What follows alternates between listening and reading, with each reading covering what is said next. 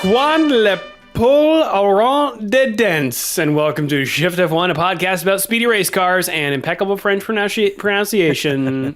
I think I made that joke last time, because it's just true. That's French, by the way, for when chickens have teeth.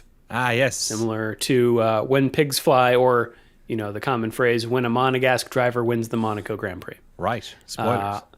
I'm Drew Scanlon. Joining me, Danny O'Dwyer. How are you, Danny? I'm fantastic. I'm trying to think of something in French that is racing related, and all I can think of is poulet en dents because you just said it. So, j'aime le poulet. I love the chicken. I was glad for the chicken. I think we were all glad for the chicken this weekend. Is that another of those idioms? Those idioms from across the pond that I'm unfamiliar with. Love the chicken, man. You gotta love the chicken. Or to break the duck. To choke the duck. Is that what you say over here? Sorry? Rob's here as well. You can go to Rob. Hi, Rob. How are you, Rob Sackney? Not bad. Choking the duck, I don't think that's one. Is that like choking the bishop, Daniel? Whoa. With the hat on, I guess. That's where we're getting that one from. That's good. I hadn't heard of that one. Choking the bishop. Wow. That's good. Look, I grew up in a Catholic country, man. That's pretty loaded, to be honest. Maybe that's too sacrilegious. If you're new to this podcast, a very warm welcome to you. And if you are new to Formula One itself, we recommend listening to our preseason primer episode, which assumes no prior F1 knowledge and explains how the sport works and who everybody is. So if you'd like to go back and listen to that, it's episode 257.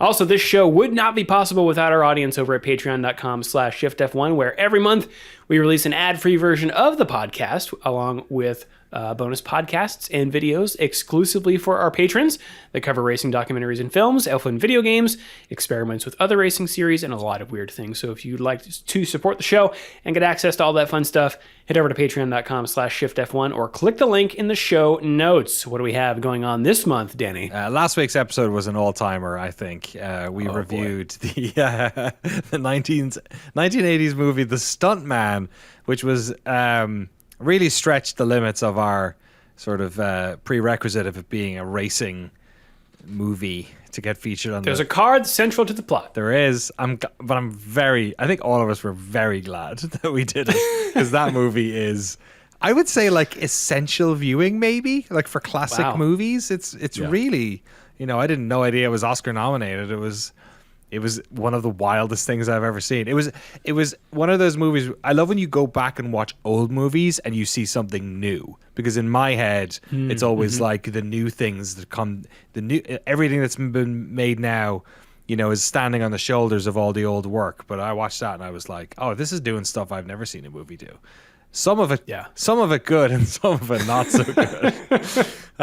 So if you want to check that out, and a bunch of podcasts that are actually more related to motorsport, you can do so, of course, on our Patreon.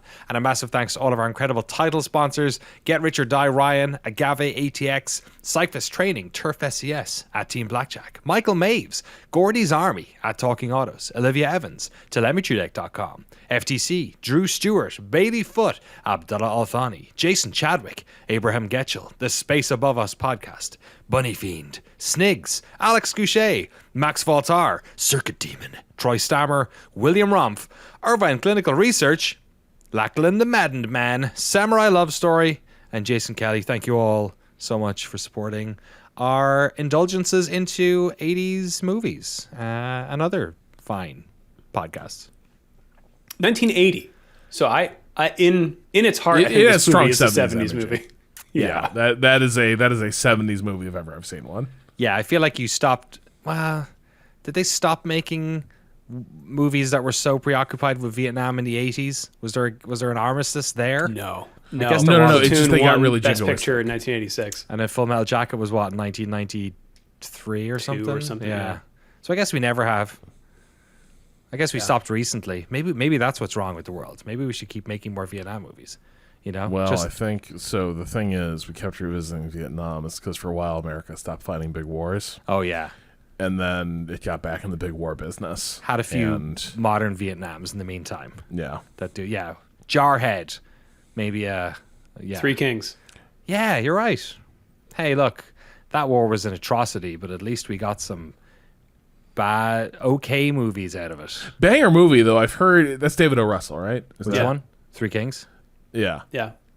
Heard he's an absolute nightmare on that set. Yes. Oh, really? Yes. Oh, yeah. I bet it was a nightmare to film it in the desert, like that. Yeah, God. but Clooney's given interviews where basically he had to he was somebody. I had to check that guy because you cannot treat people this way. You cannot run a set this way. Wow. Jarhead might be. It's one of my favorite war movies because it's just really. Yeah, because it's just that's the one I haven't seen, but that's all about you're all suited up and ready for the war, and it never arrives. It's the waiting for Godot of Yeah, totally. Yes, exactly. It is the edging of somebody who has been primed to do one job and then waiting to do it. And it is it's one of these movies that puts you through it too. You know what I mean? I think really not the theme I thought this episode was going to have. We went in a weird direction. This is what happened. The stunt man came into our brains and now has sort of torn down categorizations. Now we're completely going off. It's true. Also, this episode might need some padding, Drew. I don't know. No, we got an amazing third of a lap of racing to talk about, and I can't wait to get into it. Well, let's jump right in, shall we?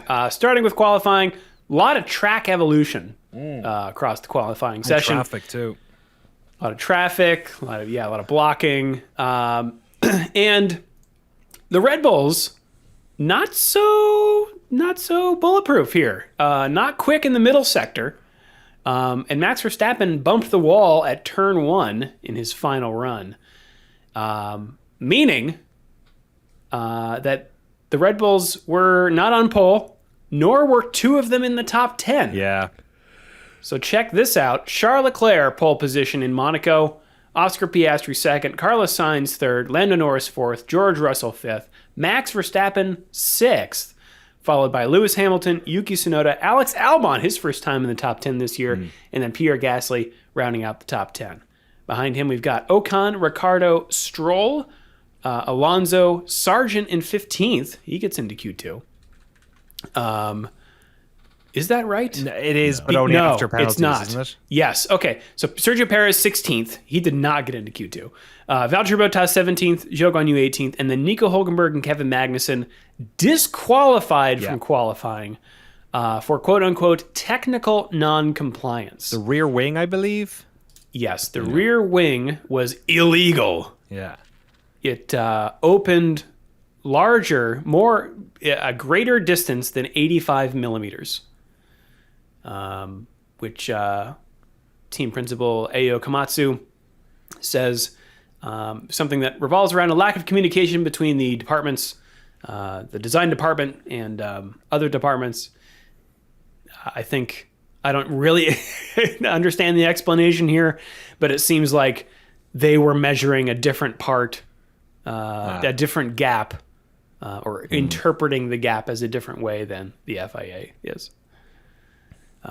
So they will start the race, but will do so from the back of the grid. Where was Zhou qualified? He'll start 18th. So I think he actually qualified last. Okay, yeah, but then, all right. I was just wondering how he ended up behind them all at the end there. He must have had a bad start. Yeah, you want to take us through the start, Danny? Sure, yeah. I mean, the only other thing to mention maybe from qualifying is that Carlos Sainz was under investigation at one point for impeding, I believe it was Albon, but he ended up not getting a penalty for it. But they were a little bit concerned there, especially with the great qualification position he had. And also, Russell again out qualifying Hamilton, and Oscar Piastri, great job. Lando's been really good, obviously, and as much as they knew, coming into this weekend, the Red Bulls, Max was saying that this was probably their bogey track, as it were. But his sort of it's the greatest thing about Max is that we all talk. I often bring up that lap in Jeddah, right, where he's able to just put it out there and do it, but he goes so close to the line. And I think maybe with the margins the way they were here, with the car not as good, he felt like he had to do another one of those, another blistering lap where he's taking every inch of the track that he'll get. But obviously maybe, just in this case, got a little bit too close to the walls. In spite of it, he was in.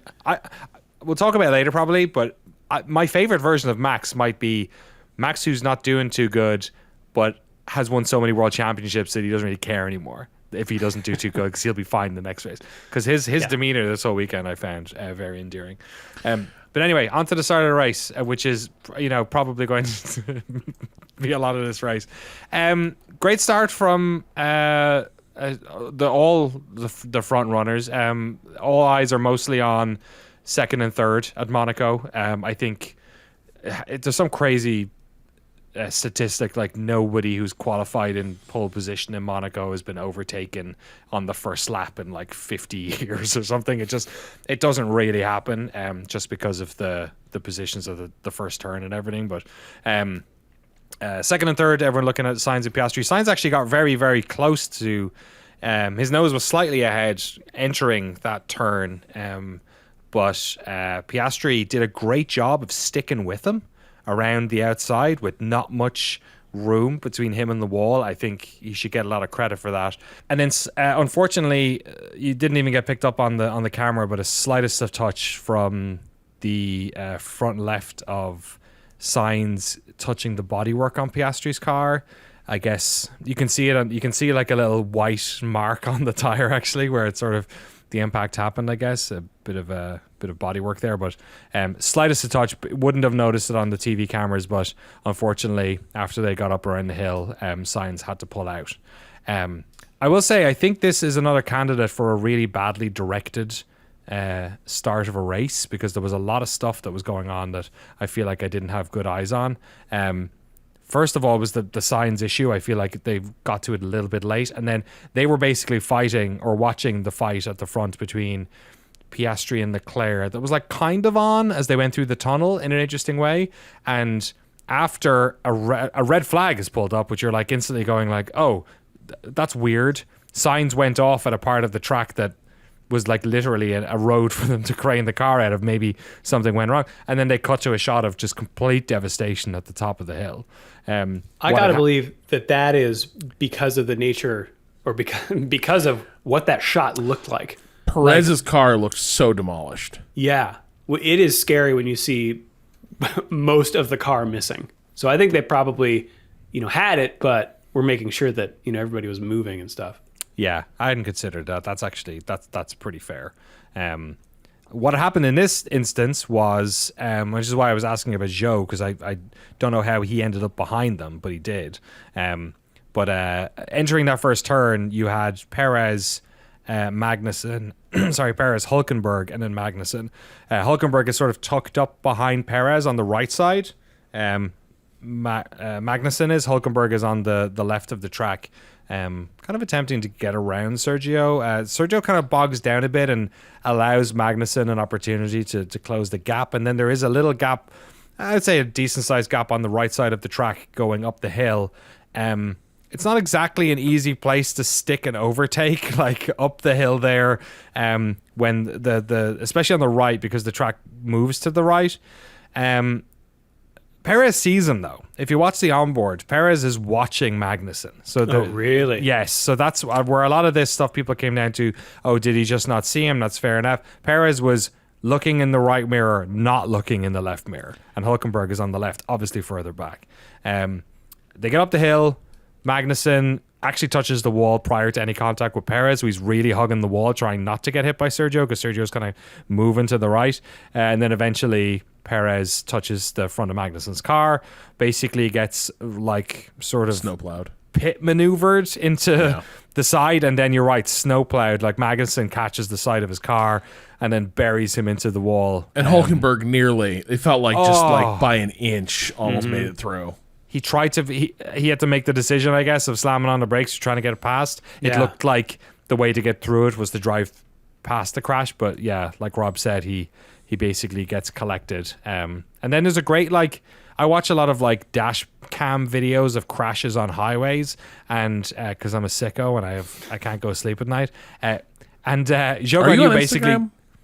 What? Is this Instagram feeding this shit to you? No, it's YouTube, man. Okay, because I've started getting this right and left with Instagram too, but that's oh really? Yeah. It's not the worst I get, but it's it's pretty up there. But Zhou Guan Yu basically does the exact same thing they do. It just kind of slows the fuck down. He's just like, no, which is consequential, because had he not done that, had he gotten past them and set a sector time, it would not have changed. It would not have reverted Sainz back onto the grid after the red flag. Oh wow! He was the only, so Joe he was the saves only his one. race. Yeah, he was the only one that hadn't crossed the first sector, who was still driving. Right. Yeah. All right, we need to take a quick break here, but we will be back in just a minute. Because not all cars completed that first sector when the red flag came out, we reset to the original grid, putting Sainz back in third place. Which is wild. Yeah. Like, what an absolute fluke of a get out. Yeah, for sure. There is another incident on this first lap, Danny. There is another incident. Man, oh man. Esteban Ocon just has a thing with his teammates. Yeah, I mean, entering, the Grand Hotel hairpin, I guess, the turn just at the top of the hill there, he decides... It's the one right before the tunnel, right? Oh, is it there he does it? I think that's where it is. Yeah. Oh, sorry, okay. It's the entrance to the tunnel. They didn't show this for a while as well, because they were showing the other crash for a bit, and then I was like, "Oh, what happened here?"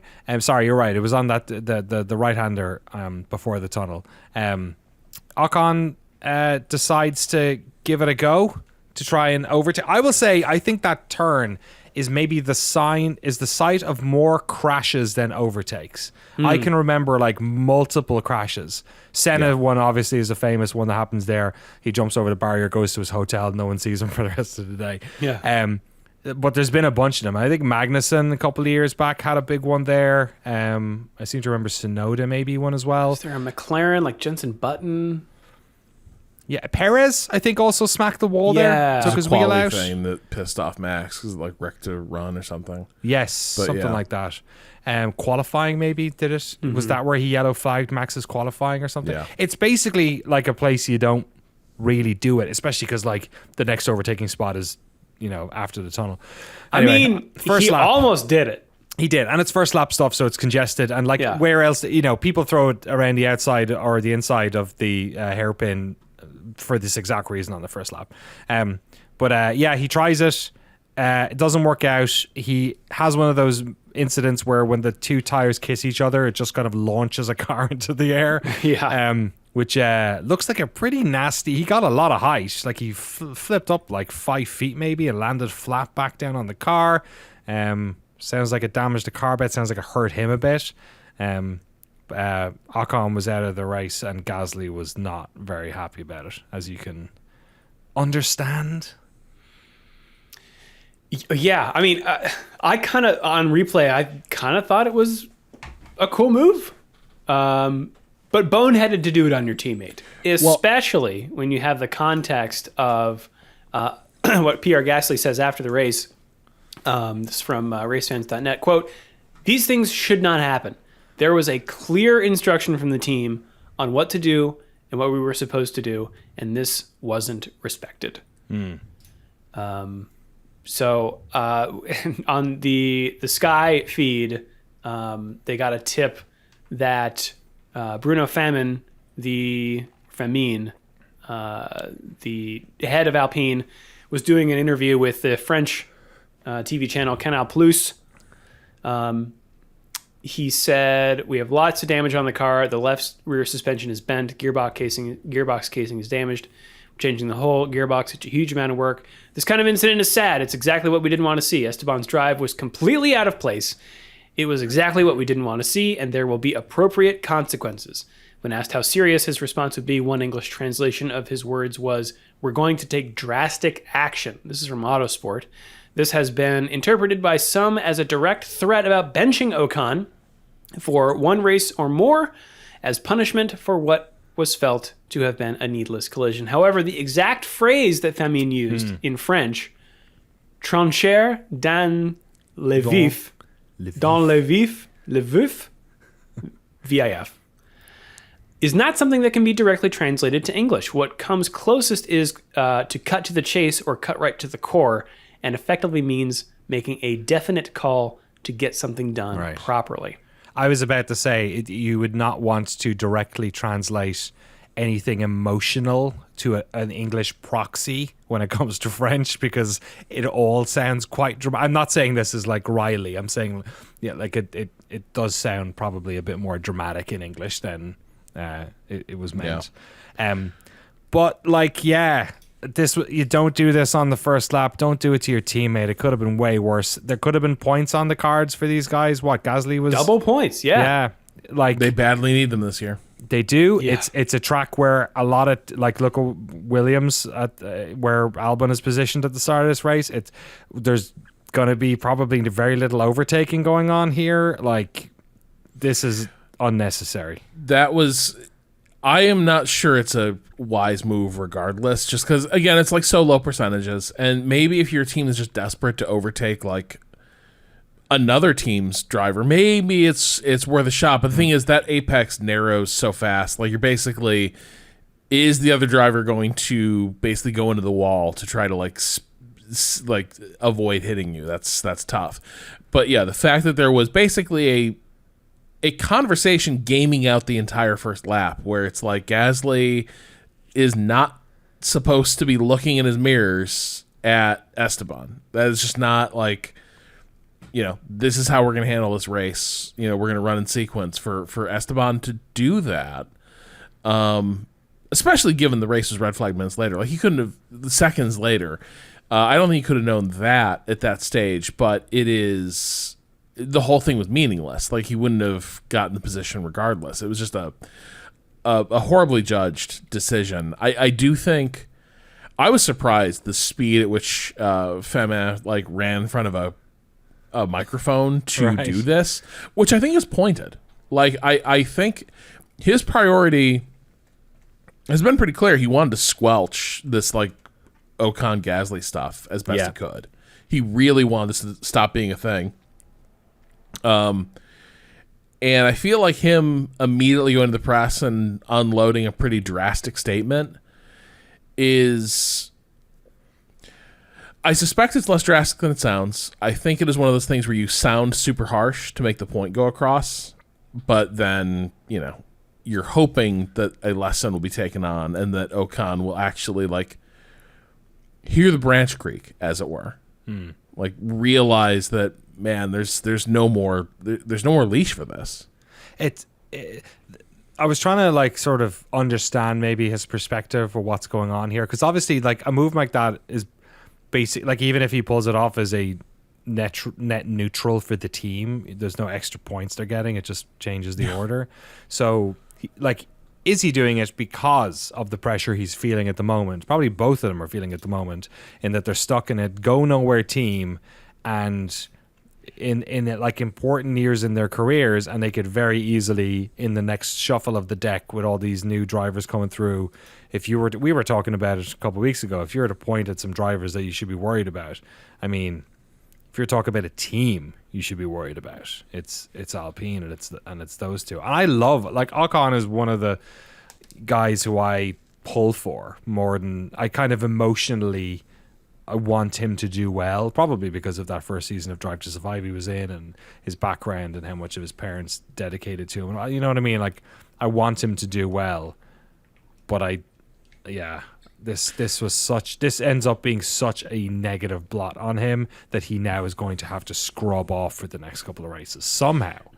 Yeah, it's like there's just a thing where it's like, you got to stop acting like you're fighting for your life every race here, and it's like you can't switch that off. Is that it's always about like, and maybe it's because his career's never been that stable. It was always between like, you and Checo, we'll see who we elect to keep when this all comes down, and then Alonso is in the team. What happens if you get backed down by Alonso. So, you feel like you gotta scrap it out. So I see where it might come from, but it also just feels like, if your team is basically, unfortunately, trying to rebuild and get themselves in any sort of like competitive shape, this is one of those moments where, like, hey, nobody cares how you perform against Pierre right now. Like, don't be. There's no glory to be won in this car right now, especially at a moment like this.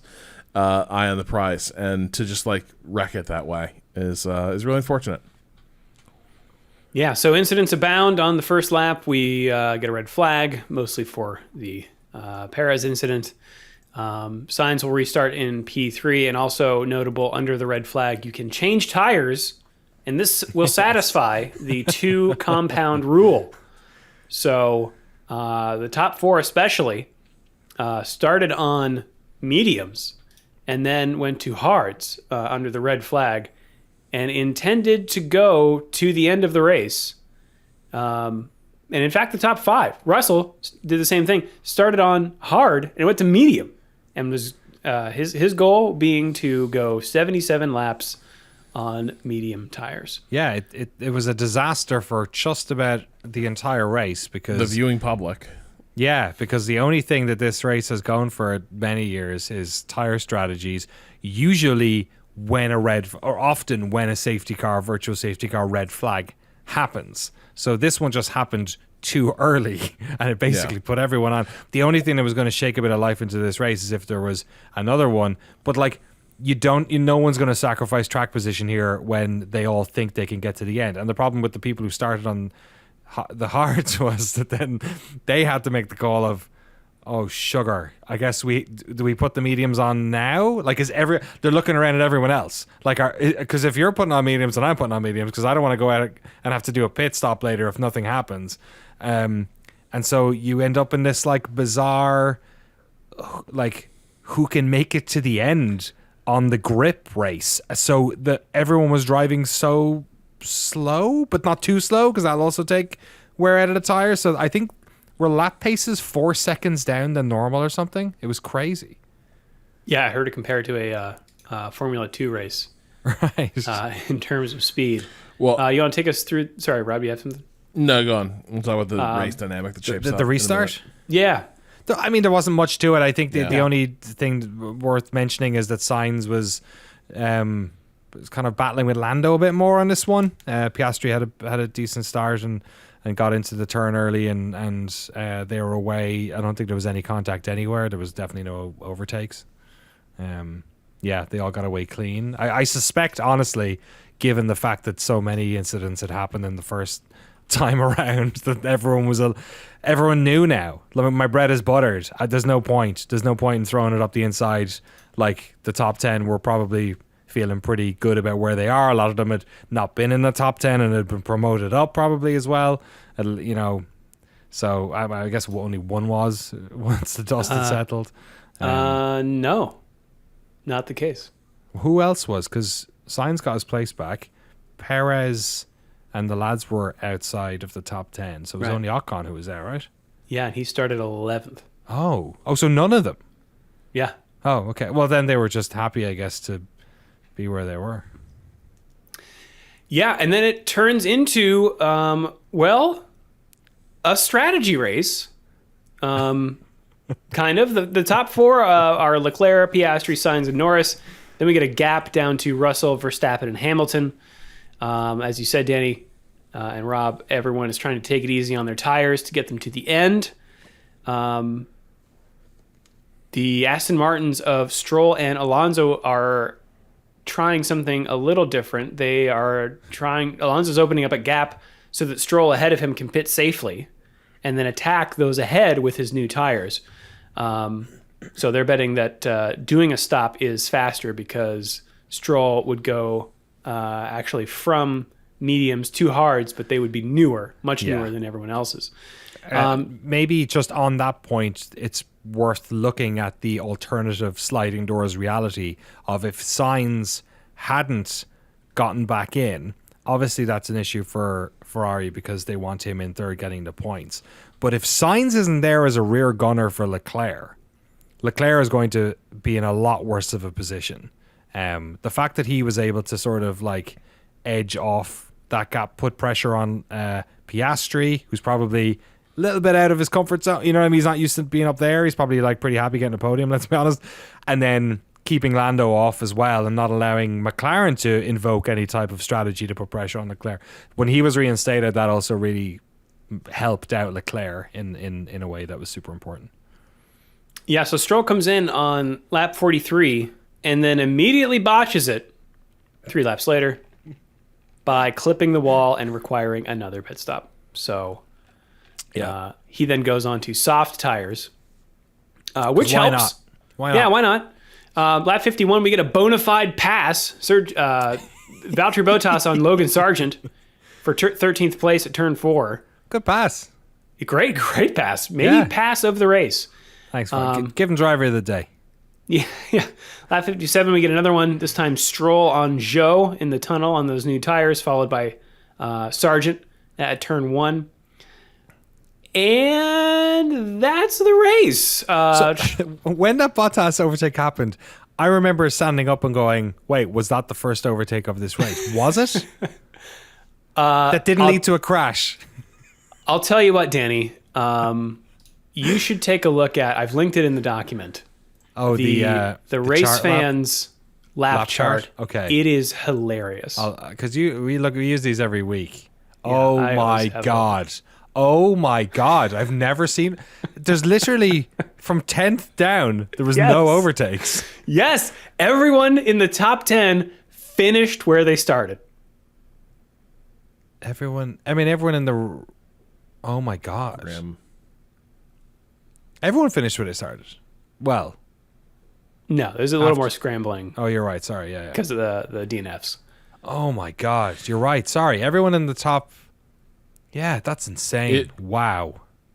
So how did y'all watch this live-ish? What did I do the night before? I forget what I did. Was I out? I forget. There was something and I was like, you know what? I'm going to wake up for this one like 30 minutes late and I'm going to have a little bit of leeway. So if it's a procession, I'm going to skip ahead a bit. I slept in. I woke up an hour late. And the race was still on like 30 minutes later after I'd had my breakfast. I was like, what happened? Okay. And then I watched the opening lap, watched, 5 minutes of that, skipped until the end of the red flag, and then watched 5 laps and then went, fuck this, and skipped forward maybe 3 minutes, watched for 10 seconds, 3 minutes, and then just went, and then I think I watched the last 15, 20 laps or something.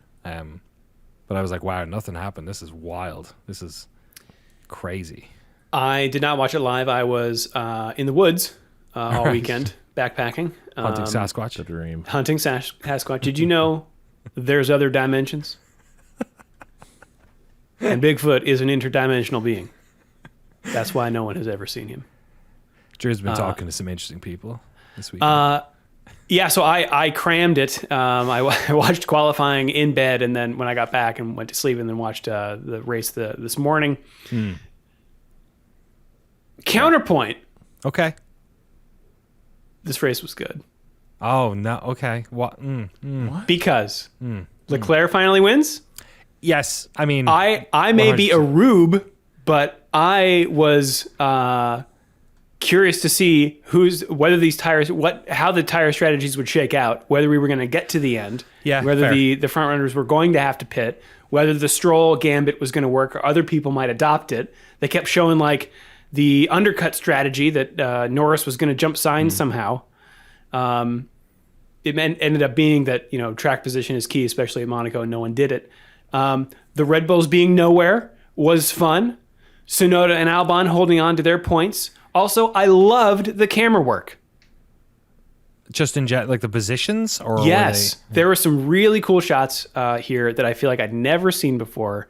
And I thought it looked beautiful. There was one where they were shooting beneath the barrier, in the gap between the barrier and the ground and the asphalt. Okay. So there was this gap in the wall. Oh yeah. A lot of aerial shots that I feel like I'd never seen before. They used a great camera in F2 and I think in the race, but I can't remember. It's right on the final turn after Anthony Noakes. I meant to watch. So many people were like, watch the F2 race. Oh my God. They kept hitting the wall and the camera was bolted to the wall. Yeah, It was so there was amazing. So every time they hit it, it was like blah, blah, blah, blah.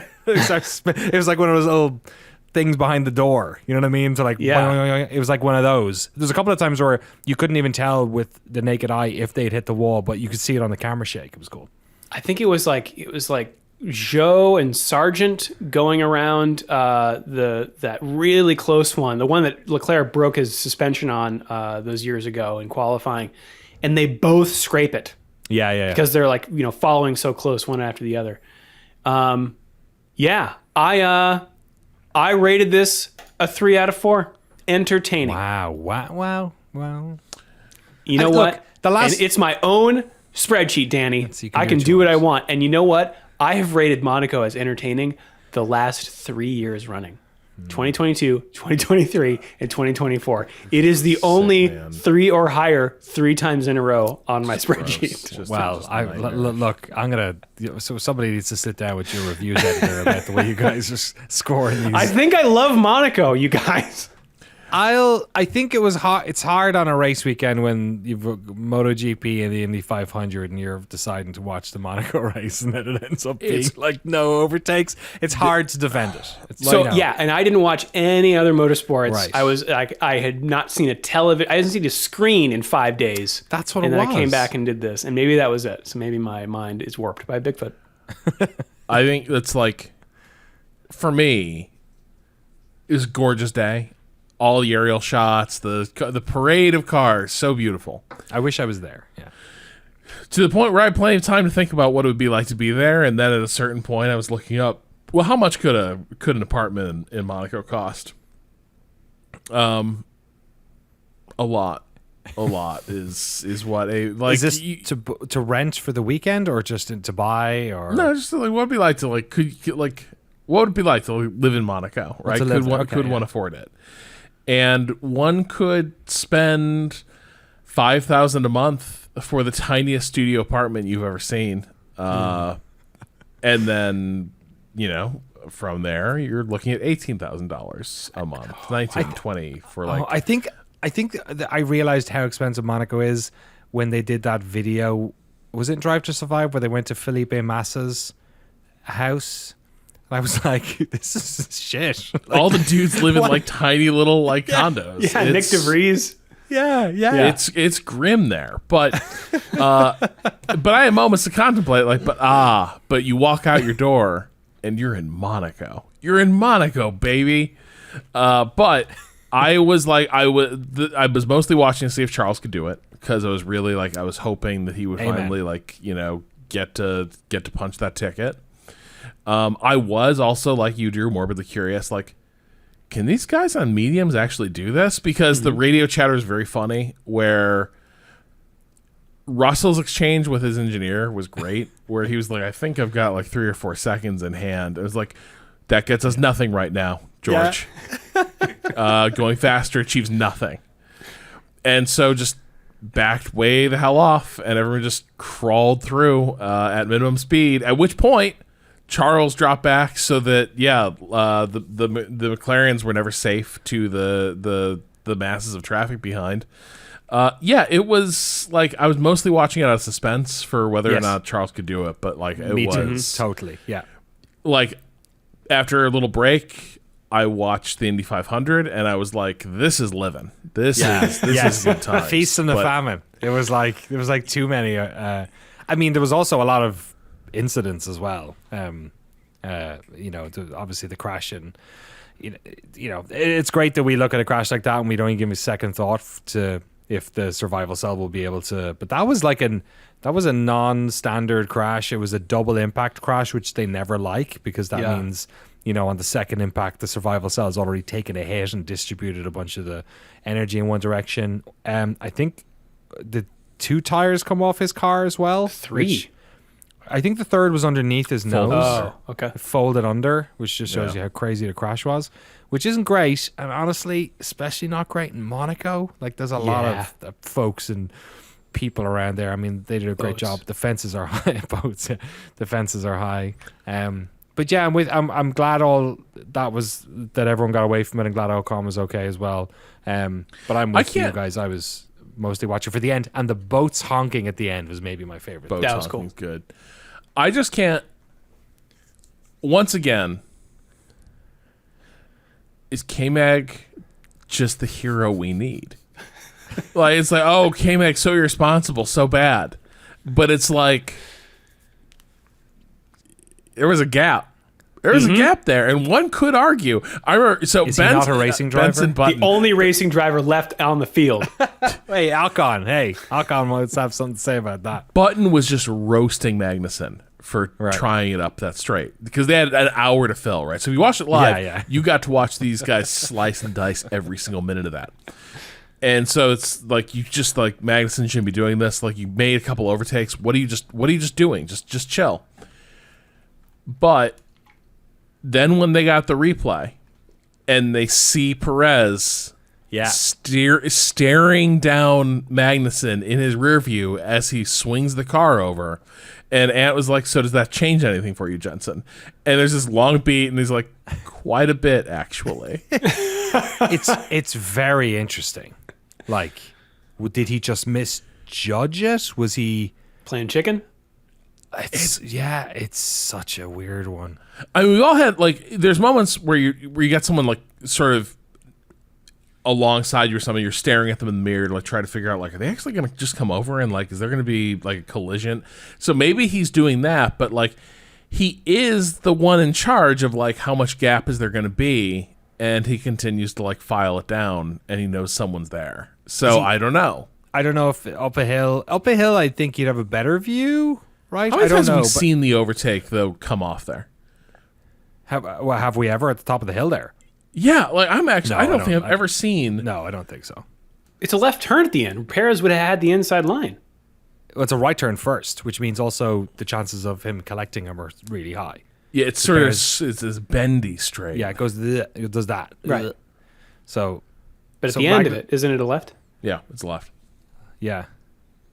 And then a right again. Yeah. So, yeah. Yeah. It was a ballsy place to put it, but it just was a bit weird. I'm with you when you saw the If replay, we like, if we can have Monaco spec wings and Monaco spec steering racks, why can't we just have Monaco spec cars? Just give these guys little Formula 2 cars. Oh, do they change the wings in Monaco? There's that a why- wing so that they basically only use that's why for, Haas like, ended up. Yeah, okay. I think they definitely do that for Monza, as we know, but I think they also have some like Monaco spec stuff that they bring Wait, out. they do Maybe for it's not a wing. Monza? Oh, yeah. They have Tiny- a special tiny wing they wings. bring out at Monza. Why have I never noticed this? I don't know. Oh, look at the pictures of the wings. It's like vestigial. It's like an animal evolved to like lose its rear wing. That's what they run at Monza. Where it's like what happened. my But God. yeah, so that is The gallbladder of the wing. Is it okay? What is there any reason why they do that at Monaco or at Monza in particular? Just because of all the straights? the straights. Like you Yeah. have less need, and also the corners.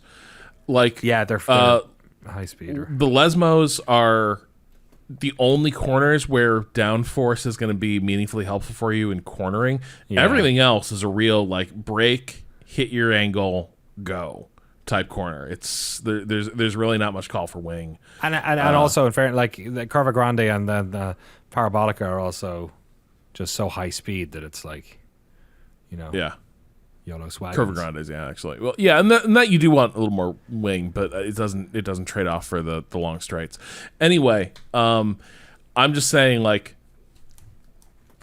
Madison, you keep it interesting, buddy, and like everyone's out here being a hater, and there's times, yeah, he's a little bit of a menace out there, but sometimes he's who we need him to be. Mm-hmm. Incredibly, given how many penalty points he's accrued, he gets the first lap incident flag waved in his face for this one, so Yeah. he gets away scot-free. Meanwhile, scot-free. Ocon, jail for Ocon, getting a 5-place grid drop. Yep. Straight to France Trail. France Trail. Yeah, he's gonna be racing the Chateau d'If Grand Prix. He's in there with Jean Valjean. Yeah, Yeah, weird race. It's funny how we've also not talked about Max and the Red Bulls for the opposite reason, I guess, this time around. Because we usually don't talk about him because he's so far ahead.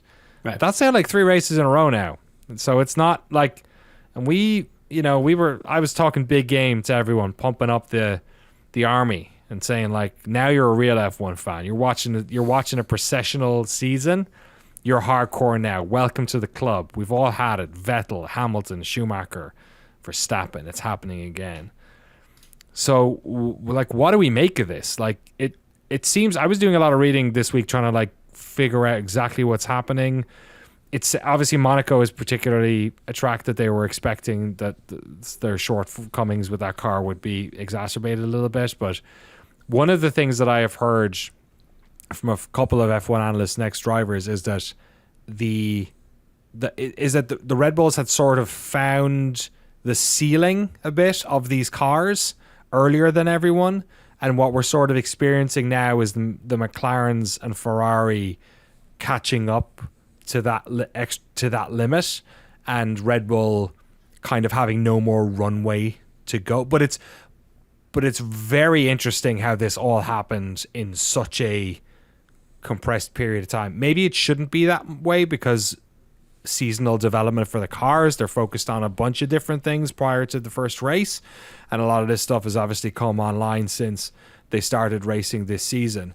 But I found that really interesting because it's also something that nobody was expecting to happen. There was no word that people were saying, "Oh, Red Bull have found the limits of these regulations right as we're ending," which is a common thing. It's happened before. Like you do tend to see the dominant team, right? We had it with Mercedes, right? The dominant team then suddenly loses their edge. But it wasn't as if like 2 months ago you had Jolyon Palmer saying, "Oh, give it a couple of months, everyone's going to catch up with them." But it's happened, or at least with 2 of those teams. So I am hopeful that the McLaren just looked really good. Increasingly just every race, the McLaren looks really good. It looks like a really good car. I feel like my assumption is they have not hit their ceiling on what they can bring out of that car. So like, I do think if I'm Red Bull, I'm really worried about just the trajectory of our 2 cars, right? Where like Red Bull's not showing a lot of improvement, didn't necessarily need to, but if McLaren keeps coming on like this, you may have a real problem. I think when I look how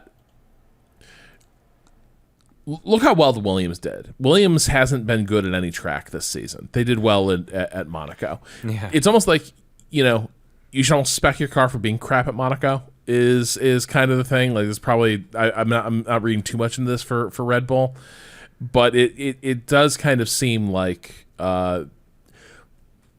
it seems like they're going to have to bring some upgrades to comfortably like hang on to this championship, and those upgrades are going to have to work because it does feel now like they're no longer. I think one of the commentators might have talked about this last year. The vagaries of a race, they were playing with such safe margins that like even if the cards fell against them, it wouldn't really matter because you had 20, 30 seconds in your pocket. It's really hard to have that all go away all at once. They're not playing with those margins anymore. And like shit happens. So I think they're a little more vulnerable to just like the twists and turns of an F1 race. And then it feels like on certain tracks now they're just straight up not the best car. Yeah. Sorry. Yeah. Yeah, well, like remember when Max and Lewis were so close to each other, and then he had to drive at that limit during races. Like he doesn't have to do that at the moment. And I'm not saying that's not a hit against Max. I'm just saying like he's in that position. He doesn't need to go for it around cops at Silverstone. He doesn't need to throw the car into the rough qualification lap he was attempting to do, because the qualification lap in Monaco is basically the race lap more than any other race. So like of course he's going for those margins. He has to. I'm interested in the Drivers' Championship. I'm very interested in the Constructors' Championship because you talk about having a gap.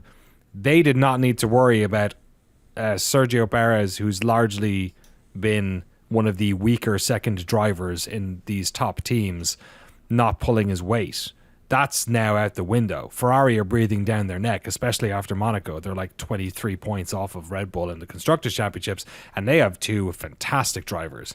And now we're also seeing that it turns out in the McLarens, they might also have 2 really good drivers, because Piastri has shown that he's able to work under pressure. Like he's rising to the occasion. Lando's obviously a really solid head there, but Oscar is a young driver with not that much experience when you go down the grid, and he's doing the damn job. So I think Red Bull are going to be a little bit panicked now about the Constructor Championships more than anything, because Checo just does not have that fresh air that he had before to try and get those extra points. Well, let's run down the results, shall we, and get to those championship standings. Charles Leclerc wins Monaco. First time a Monegasque has done so in 93 years. Oscar Piastri second, and Carlos Sainz third. By the way, that is the fourth different race winner this year in 8 races. Wow. Not bad. Lando Norris fourth, George Russell fifth, Max Verstappen sixth, Lewis Hamilton seventh, Yuki Tsunoda eighth, Alex Albon ninth, and Pierre Gasly 10th. Again, the same order in the top 10 that we started with. Fernando Alonso 11th, Daniel Ricciardo 12th, Valtteri Bottas 13th, Lance Stroll 14th, Logan Sargent 15th, and then Zhou Guanyu in 16th place, ahead of the DNFs of Esteban Ocon, Sergio Perez, Nico Hülkenberg, and Kevin Magnussen. Quick little note on Charles Leclerc winning as well. Did we all enjoy the post-race celebrations? Prince Albert really enjoying the moment. You'd have lots to of be hugs. a robot not to have been moved by Leclerc talking about having trouble seeing for the tears final 2 as laps. he was driving the final laps. Prince Albert looking genuinely like overcome by actually having one of his citizens win this race. It also feels like it's a very small town. Like he might have known Leclerc for a very long time. Right, and he's a big F1 fan. I think one of the commentators was talking about how he's an encyclopedia when it comes to F1. It feels like it's a prerequisite for point. It's a ceremonial job, and the one thing your principality is really known for is this race. Right. So I feel at this point, if you don't come by it naturally, it behooves you to become a passionate devotee of racing. Charles talking about how him and his dad used to watch the races together, and really. This is great. I'm not sure who you watched. There's Alex Jakes did a fantastic final lap commentary of the whole thing as well. Very emotional, I felt. It was great. I don't. It was like the Lando win. I don't think there was anyone who would begrudge Charles getting that one. And he's had bad luck there, but it's not. Yeah. I always hated that graphic they showed. It was DNF, DNF, DNS. Didn't even start. That was rough that year. Yeah. And then 4th and 6th. He'd never even been on the podium. It's wild. Yeah. Yeah. He has been now. He's done it. He certainly has. The one they all want. The Drivers' Championship looks like this. Max Verstappen is in first, still with 169 points. Charles Leclerc, though, closes. He's in second with 138. Lando Norris is in third with 113. Carlos Sainz is in fourth with 108. Sergio Perez, 107 in fifth place. Oscar Piastri's got 71 in sixth. George Russell's in seventh with 54. Lewis Hamilton is in eighth with 42. Fernando Alonso's in ninth with 33. Yuki Tsunoda in 10th with 19. Then we've got Stroll with 11. Behrman and Hülkenberg with 6. Ricciardo with 5. Alex Albon with 2 in 15th place. Ocon and Magnussen have 1 point. Oh, as does Gasly now. And Zhou Guanyu, Valtteri Bottas, and Logan Sargent with 0. Constructor standings, though, Red Bull Racing is on top with 276 points. And then, as you say, Danny, 24 points back. Ferrari in second. McLaren is in third with 184. Mercedes in fourth with 96. Less than half of McLaren's points haul. Aston Martin's in fifth with 44. RB is in sixth with 24. Gene Haas and team have 7 points in seventh place. Williams and Alpine both have 2 points now. And Sauber with 0. They got the memes. They got Valtteri Bottas doing the memes, so it's all good. It's true. They're still going to fire him. Next, our need for memes is past. We don't do memes at Audi. You can also join the standings yourself with the official Shift+F1 Formula One Fantasy League using the link in the show notes. Here's the podium from Monaco in third place, playing on hard mode, parentheses, no RB. That is, wow, yeah. Had Leclerc and Sainz, Piastri and Norris, and McLaren and Ferrari. So, team in second, we've got team 1710574802398. Very good. Congratulations to our AI overlords. And in first place for Monaco, Haas no gas. That's never been truer. Overall, though, we've got in third place Stroll hats up, second place seat for Sainz, and in first, still holding it down, Obi Guanyu Jobi. Oh, it's so good. I was like in the grocery store a couple days ago, and I thought about that name, and I was like, yeah, that's good. That's good. That's a good thing. That's a cool thing. Good job. As Ryan Davis would say, it's a good piece of business. All right, we have completely blown over our... I think we're supposed to do ads in like the first 20 or 30 minutes. Hey, look, sometimes a race is so exciting that you can't. Yeah. All right, maybe we'll record it at the end and stick it. I don't know. Let's get to the news. Danny, what's going on with Andretti?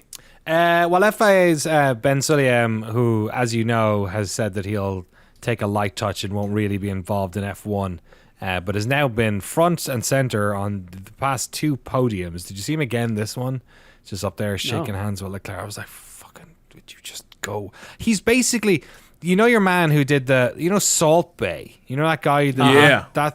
He was at the World Cup. He like found himself on the pitch and started shaking hands with everyone. That's what Ben Sulayem is now at this stage. He is the head of the FIA. He is, but he doesn't need. I don't remember Jean Todt like wandering onto the track to shake everyone's hand. He's like, it's such a political look. Oh, I hate it. Anyway, yeah. He was, obviously the FIA wanted. He wants to expand the amount of constructors in the championship. I think he talked previously about how he would love to bring it from 10 to 12. He would love to see a team from America and a team from China come in. Obviously, F1 is not in that, does not share that same sentiment. And it sounds like somebody whispered in his ear something because he's changed his tone as well.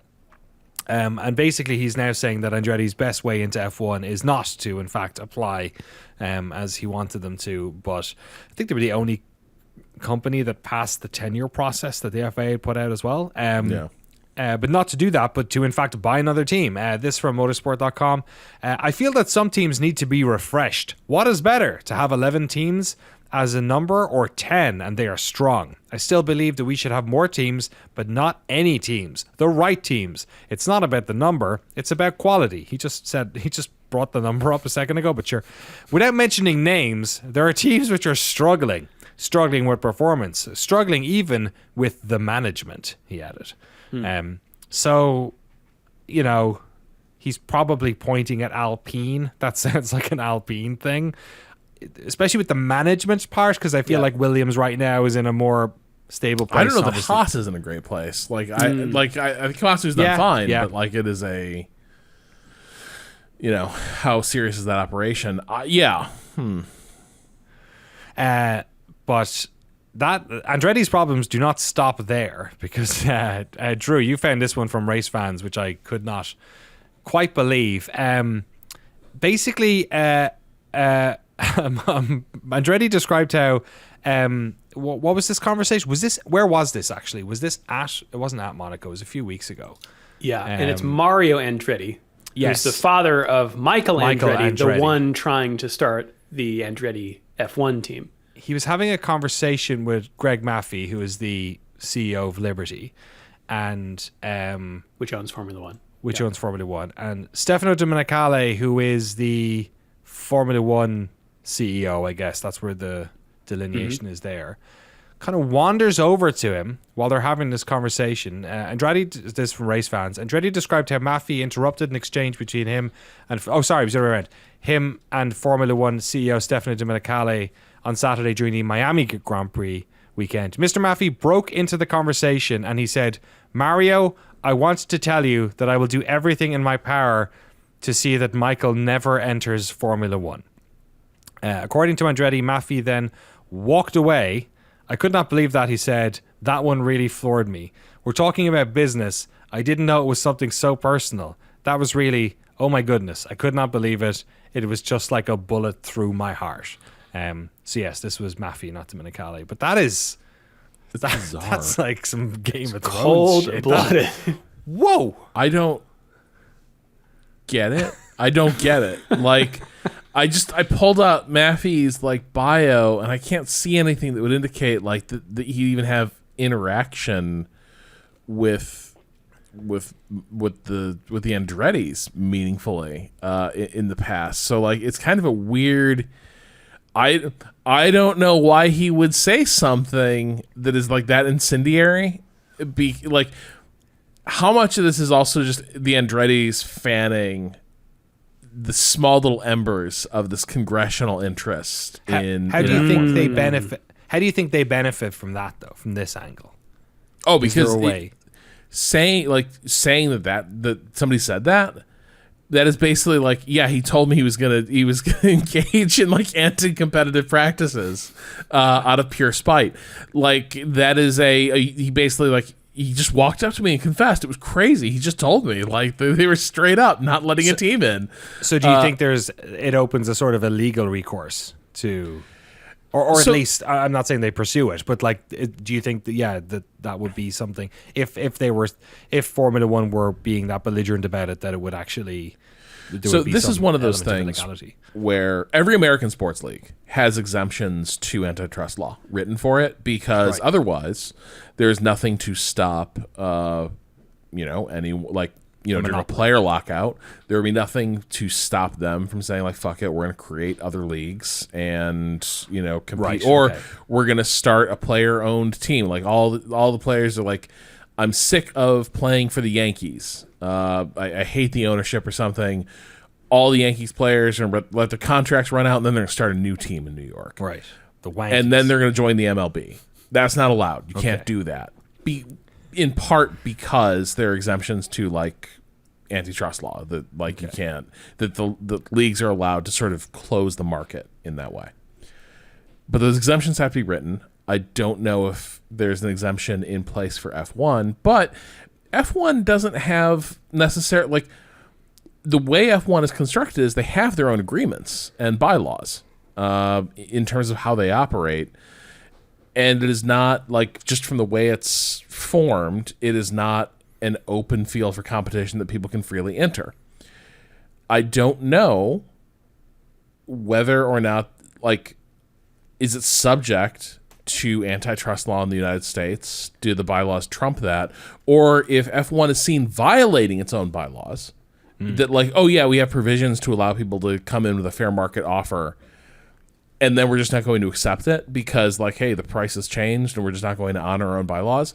Do they expose themselves to some sort of legal jeopardy? I don't know. These are the things I'm kind of wondering about. The fact it's being asked by Congress suggests that, if Congress is asking questions, they're probably signaling some support for if the FTC or something wanted to weigh in on things like this. So Mario giving a remark, saying something like this was said to him, is like something that would immediately go straight into the case that they're trying to build with Congress, assuming enough of Congress like gives a damn. I'm just not sure. It's such a weird thing to say because they don't have to say anything. They blocked him. It's a weird thing to say. We can all agree that. Well, speaking of American motorsports, Rob, I believe you watched the Indy 500. I did. Do we want to spoiler warning this in case people haven't watched it? Just in case, yeah. So the ending.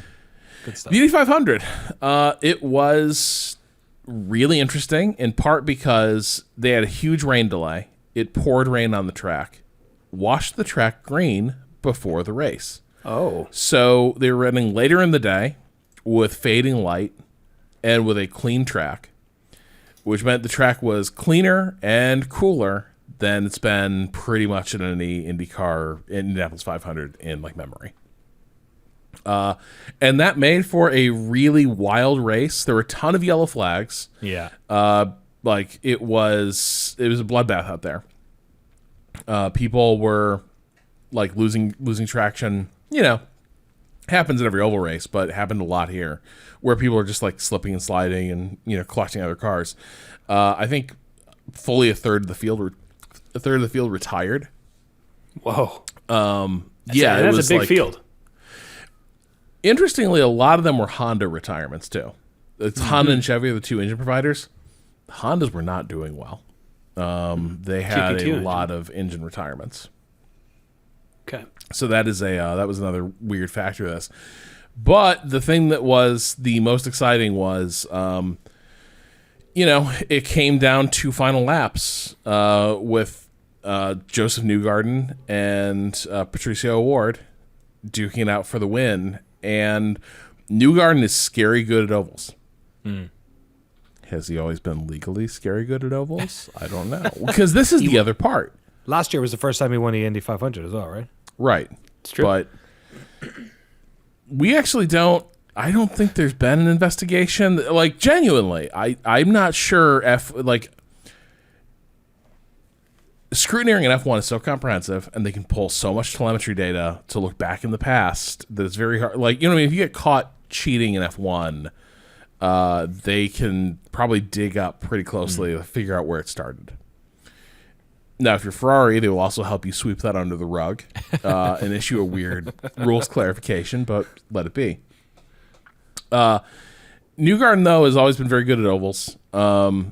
He's got a real knack for it. It kind of felt like anybody's race until the final laps, and then it was him and O'Ward who were clearly the front runners. Everyone else had kind of fall into a thing where they were needing to. They just couldn't run as fast. They were a little light on fuel.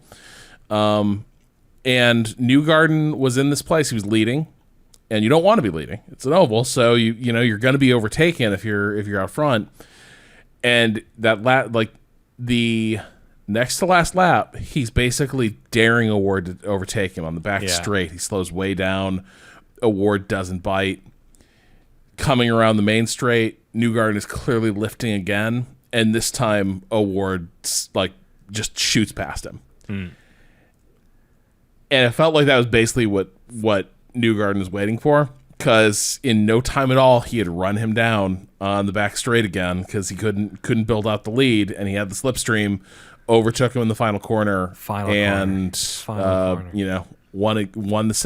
back-to-back Indy 500s. Went back into the crowd the way he did last year. Huge celebration.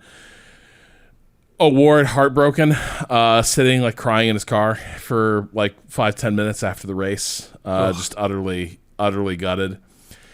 The thing that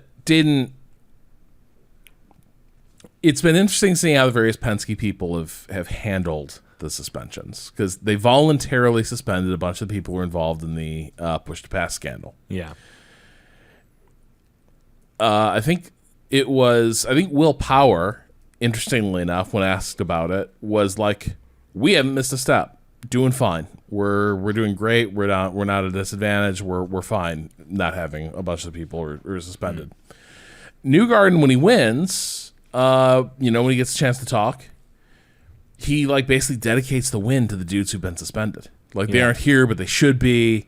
It's the commentators play into this a little bit too. They were all like, and he did it even without all his regular people, his regular blah. And it was like, should we be patting him on the back for that? Yeah. I don't know. The NBC broadcast is extremely in the tank for Indy in a lot of ways, and they love the storyline of, they love a redemption arc, right?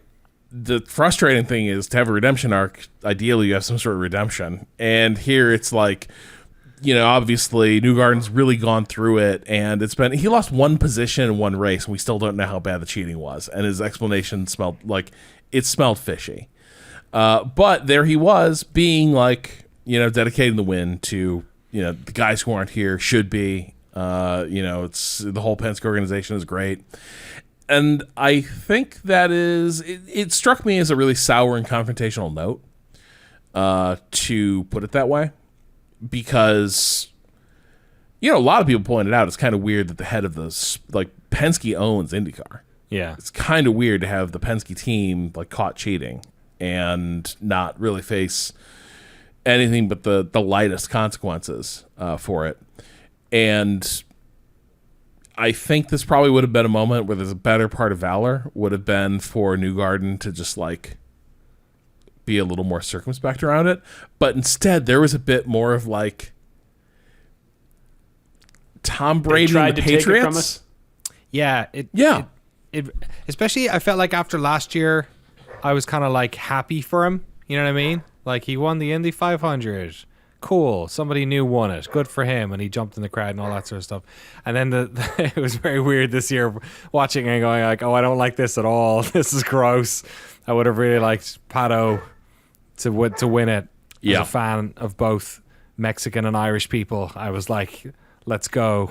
Rob, you were saying that would have been a good time for you as well. Yep, the Garcia and the Brassel sides of the family would have been very pleased. But and I bet a lot of the people in the crowd would have been as well. But yeah, so Newgarden's really popular, but also it's like, right, yeah. Will people forgive a pleasant, good-looking, funny white guy anything, despite the fact that there's a lot of evidence that like he may have been up to no good with this scandal? Or at least didn't know enough to push back on what was going on the team.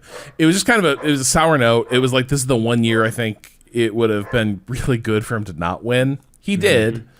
And I like, it's just a little, it is a weird look for me because I feel like it feels like the book is being closed on that scandal really fast. Yeah. Maybe it shouldn't be, but it just is. Yeah. Well, if you have some emails to send us about IndyCar, you can do so. Shift+F1podcast@gmail.com or f1.cool/emails, or, Formula One if you want. We're also on the socials. You can hit us up using the links in the show notes. That's us around the internet. Should we take it around the world, Danny? Let's race around the world.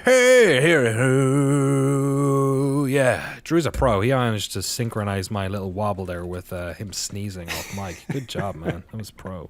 You been holding that in for a few minutes? Yeah. The World Rally Championship is in the province of Sassari, Italy. Sassari? Sassari. The World Rally Championship is in Italy. For Rally Italia Sardinia. We've also got MotoGP at Mugello, also in Italy. The WeatherTech Sports Car Championship is at Detroit. The Detroit Street Circuit, in fact.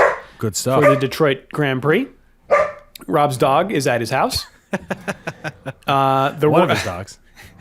We've got the Craftsman trucks at the Worldwide Technology Raceway in where else but Madison, Illinois. That's what I think about when I think about worldwide technology. Worldwide tech? Why? What? Worldwide. What company is this? Is this Pitbull's tech company? Anyway, it's the Toyota 200. NASCAR Xfinity Series is at the Portland International Raceway in Portland, Oregon for the Pacific Office Automation 147. Oh, beautiful. Nice round number. The Motocross Grand Prix of Germany is in Taukassel? Teutschenthal. Teucastle Teutschenthal? No way. Yeah. That's where my grandmother's from. We've got Super GT at Suzuka at Suzuka-shi, Mie Prefecture. Ooh. IndyCar is also at the Detroit Street Circuit for the Chevrolet Detroit Grand Prix. NHRA is at the New England Dragway in Epping, New Hampshire for the New England Nationals. And we got NASCAR. Where are we at? We are taking it around the world, of course. The Worldwide Technology Raceway in Madison, Illinois for the Enjoy Illinois 300. Yeah, it's good stuff. Yep. Every year, love and enjoy Illinois. We're getting close to Sonoma. It's coming. Boy, we sure are. Yeah. That's week after next, I think. It is, yeah. I'll be back. If those of you watching on the YouTube, I will be even redder than I am most weeks, having spent 4 days camping there. Maybe still inebriated. We'll have to see. We'll have to see. Maybe I've had a heart attack from all the barbecue. There's so many questions. Yeah, I'm going full America for that one. It's good stuff. Great. Well, that's this weekend. Danny, what happened on this day? I found the book. I have the book, the long re-requested book. Formula One on this day. We spent all of last year reading from it. I lost it when I moved house. I was opening boxes in the garage and out it toppled. And what else was in that box? What kept it was company? In that box? There was an interior design book that I was also wondering where it was. Okay. What else like was a in big it? box copy of Tiberian Sun. Yeah, like a bunch of weird stuff like that, basically. The thing I was looking for, an SDI to HDMI converter, has still not been found, so I gotta find that one. What are we talking? Decimator? Black Magic? Black Magic, yeah. One of those. Like, they don't make them anymore, so it costs like 180 quid to buy it off they eBay. not? And now I can't find it anymore. Yeah, they Oh don't. my God. Yeah, those End of an era. I know. And now they're cost a fortune on the internet, which is why I was looking at all the boxes. I didn't find it, but I did find this book. So if you're new to the podcast, you didn't know about this book. The problem with this book was that it's a different story from Formula One every day, but unfortunately, here's what happened on this day in Formula One history. And it's a lot of I would say a good 30% of the time it's talking about somebody who dying or some element of this. So that's why we stopped.